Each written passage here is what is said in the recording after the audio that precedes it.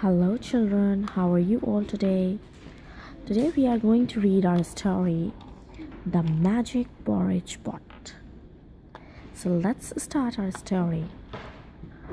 Once upon a time, there lived a little girl and her mother, and they were hungry. The cupboards were empty, the shelves were empty, and their bellies were empty. So the little girl took an empty basket and she walked out of the house and out of the village to see what she could find. She walked for a long time and she walked for a very long time until she saw a tangle of bramble bushes covered with fat black berries. These are what we need. She picked and she picked until the bushes were bare and her basket was full. Then she turned on her heel and she set off for home. She walked for a long time and she walked for a very long time.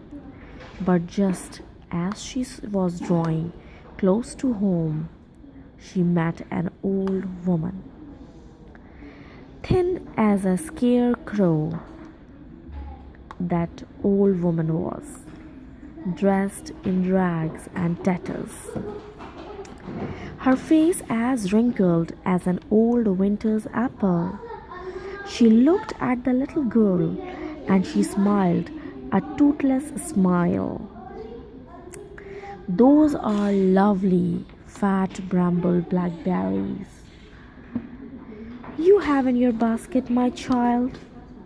You couldn't spare a handful, could you, for an old grandmother without a tooth in her gums, nor a penny to her name? The little girl looked at the poor old woman and she forgot how hungry she was. Of course I can, she said. You can eat as many as you like. She held up the basket and the old woman dipped her shaking hand into the blackberries and scooped them into her mouth.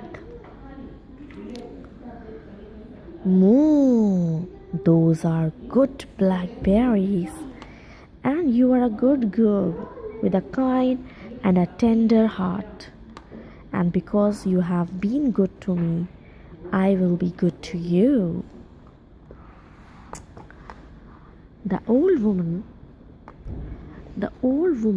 reached beneath the rags and tatters of her shawl and pulled out a black iron pot. She pressed it into the girl's hands. Here is a present for you, my child.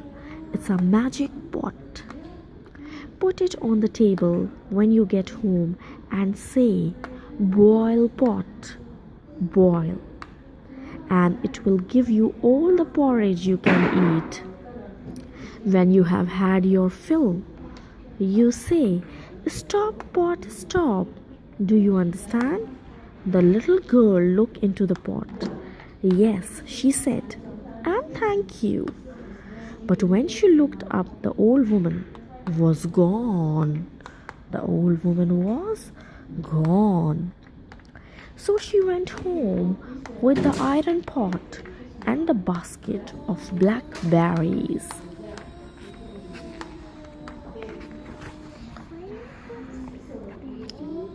Her mother was very pleased to see her, and even more pleased when the little girl put the iron pot on the table and said, "Boil, pot, boil." Straight away it was bubbling over with porridge.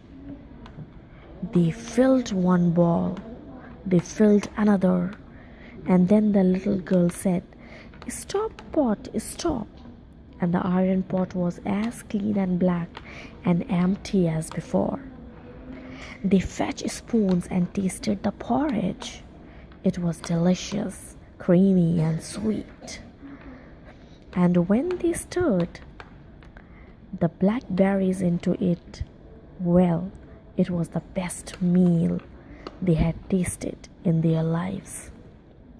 They went to bed that night with their bellies full and smiles on their faces.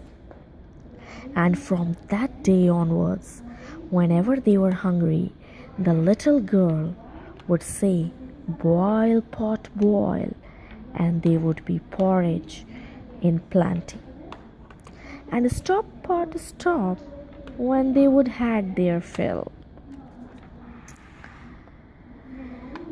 All was well and good until one day when the little girl's mother said, "Do you remember that time when we had blackberries with our porridge? Do you remember how good it tasted?" And the little girl said, "Yes, I remember, and if you like, I will go and pick some more."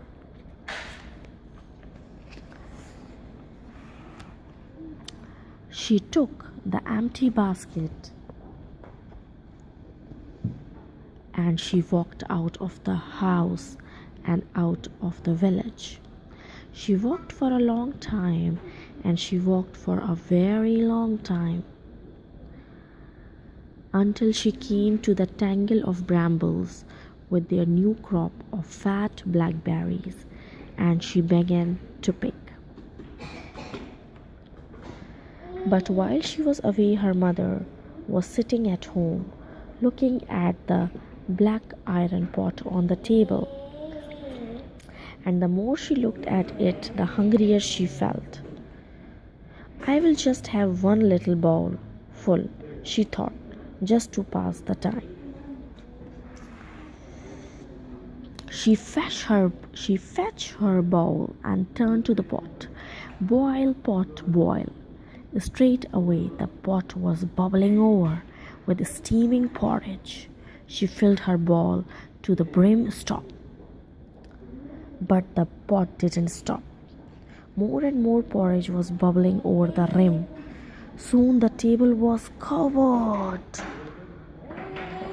The table was covered in porridge. She picked up a spoon and hit the pot. "Stop." Picked up a spoon and hit the pot. "Stop." But the pot didn't stop. Soon the porridge was dripping on the floor. "Please stop." But the pot didn't stop. The floor was covered. The steaming porridge was flowing out of the door. She climbed onto a chair. "Please, please stop."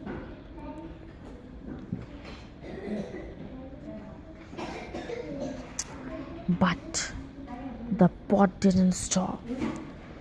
Soon the whole village was covered with porridge. People were climbing on the tables. They were climbing upstairs. "Please, please stop." But the pot didn't stop. When the little girl came home at the end of the day with her basket full of fat berries, she saw a flood of steaming porridge lapping the gutters of the roofs of the houses, and all the people clinging and chimneys. "Tell that pot to stop," they shouted. The little girl smiled and said, "Stop, pot, stop." And straightway the pot stopped and floated on the flood as clean and black and empty as before. The little girl sat down at the edge of the flood of porridge. She poured her blackberries on it. She stirred them with her finger, and she scooped up handfuls of the delicious mixture and gulped it down. As for her mother and the other people of the village, well, they had to eat their way indoors, but they didn't mind. After all, it was the sweetest, creamiest porridge in the world. And that was the end of that story.